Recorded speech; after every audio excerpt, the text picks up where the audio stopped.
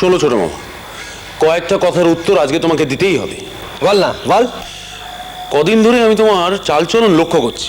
ও, আমার গুরু মশাই এলেন রে। ও বাবা, তুমি চুপ করে রইলে কেন গো? আমি কি কোনো দোষ করলুম না কি গো? না না, তুমি সবকিছু তো হালকাভাবে নিও না। তোমার জন্য আমি কি গলে পড়েছি তুমি জানো? আমার জন্যে? তুই ও তুমি জানো না? আচ্ছা এই যে তোমায় কলকাতা থেকে ঠেলে নিয়ে এলুম, এটা কেন তুমি বোঝো না? সে তুই বুঝবি, তুই এখানে নিয়ে এসছিস, তুই বুঝবি, আমি বুঝতে যাবো কেন? আরে আমি তো কিছু বুঝতেই পারছি না। বুঝতে পারছিস না? না। তুই কেন এসেছিস সেটা এবার আমার মুখ থেকে শোন। বলে ফেলো। তুই এসেছিস ওই ভৈরবী মাকে আগলাতে। অবশ্য এটা তোর নিজের বুদ্ধি নয়, ওই সেজবাবু একটা তাল করেছিলেন আর কি। তা তুই তো তোর কাজটা সেরে ফেলেছিস, ভৈরবী মাকে তো তুই তাড়িয়েই ছেড়েছিস রে। একেবারে ভেজে ভেজে খেয়ে ফেলছিল। তুই তার নখের যোগ্য নয় রে। শোন রিদু, শোন, তুই তোর নিজের তালে দক্ষিণেশ্বর থেকে এখানে এসে জুটেছিলি কিছু কিছু করার জন্যে। এই যে তুই এখানে অবধি হেঁটে বসে আছিস, সেটাও কিন্তু কিছু কামাইয়ের জন্যে। ভৈরবী মা কিন্তু তা নয়, তিনি এসেছেন মা জগদম্বার নির্দেশে। মা জগদম্বার নির্দেশে এসেছেন আমার ওই অগোছালো ভাবগুলো গুছিয়ে দিতে, তারপরে নানা মতে এটা করতে হয় ওটা করতে হয় এগুলো ঠিক করে বুঝিয়ে দিতে। এই যে ভগবান যে একটা বিশেষ জ্ঞান, এই বিশেষ জ্ঞান আমি তার থেকেই পেয়েছি, এবং এই জ্ঞানের বলেই আমি পর পর ওই 64 তন্ত্র থেকে আল্লাহ সাধনা পর্যন্ত পেরিয়ে এসেছি রে। হ্যাঁ, সবই তো বুঝলুম গদাই, কিন্তু তুই আমার একটা কথার উত্তর দে তো। তুই বিয়েটা করতে গেলি কেন? আমি যে তোর কথায় নেচে একটা অতটুকু মেয়েকে তার মা বাপের কোল থেকে টেনে নিয়ে এলুম। হ্যাঁ, কুটো বাঁধা ছিল যে, আর সেই বিয়ে করলি তুই দেশগ্রাম জানান দিয়ে। হ্যাঁ, সে তো শিব ঠাকুরের বিয়ে, বুঝলে না?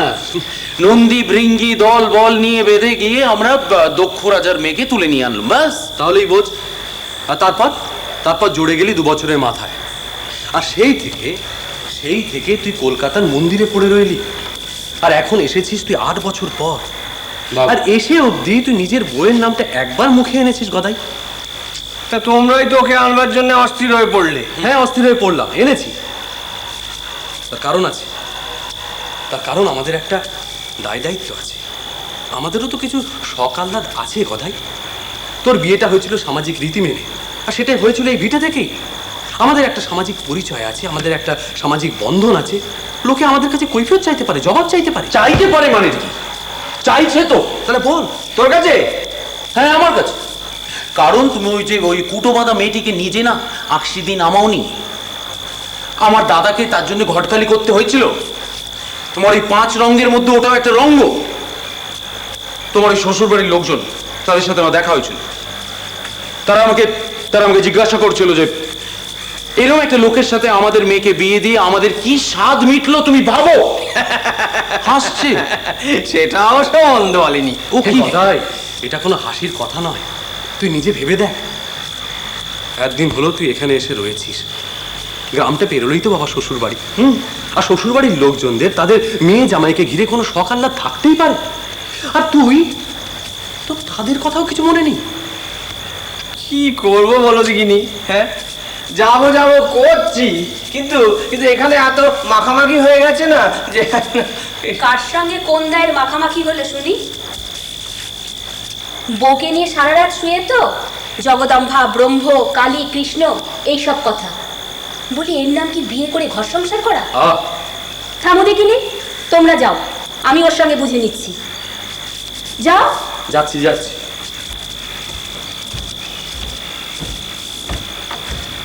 বলো, আমাকে উত্তর দাও। এর নাম বিয়ে করা, সংসার করা? আমি পর 4 রাত তোমাদের ঘরে উঁকি মেরে দেখেছি। বউ এক পাশে শুয়ে কাঁদা, আর তুমি হয় রঘুবীরের আসনে, নয়তো বাইরের দাওয়ায়।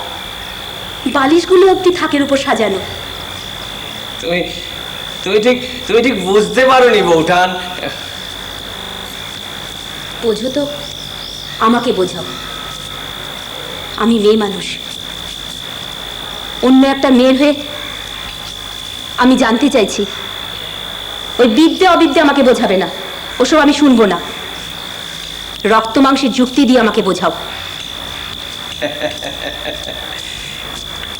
শোনো গো, এ গীত অন্য গীত গো। নইলে নইলে 24 বছর বয়সে কেউ একটা 5 বছরের মেয়েকে বিয়ে করে? হ্যাঁ, তারও তো অনেক আগে ওই শিহরে আমার দিকে আঙুল তুলে স্বয়ংবরা হয়েছিল। হ্যাঁ, তখন তো সে বিয়ের সম্বন্ধে কি জানতো বলো? কি জানতো? সে তো 2-3 বছরের একটা ওইটুকু মেয়ে। আর এই যে ধরো এখানে এসে রয়েছে, আমার সঙ্গে একসঙ্গে থাকছে, এতে তো আমাদের দেহাতীত সম্পর্ক তৈরি হচ্ছে, আত্মার সঙ্গে আত্মার মিলন। বিয়ে তো একটা বাহ্য সংস্কার গো। সেটা একটা হচ্ছে প্রতিষ্ঠান, একটা মণ্ডপ বা একটা বেদি, যেখানে প্রাণের সঙ্গে প্রাণের মিলন ঘটে গো। আর এই মিলন বহিরঙ্গের নয় গো, অন্তরঙ্গের। বিয়ে তো একটা বাহ্য সংস্কার গো। সেটা একটা হচ্ছে প্রতিষ্ঠান, একটা মণ্ডপ বা একটা বেদি, যেখানে প্রাণের সঙ্গে প্রাণের মিলন ঘটে গো। আর এই মিলন বহিরঙ্গের নয় গো, অন্তরঙ্গের।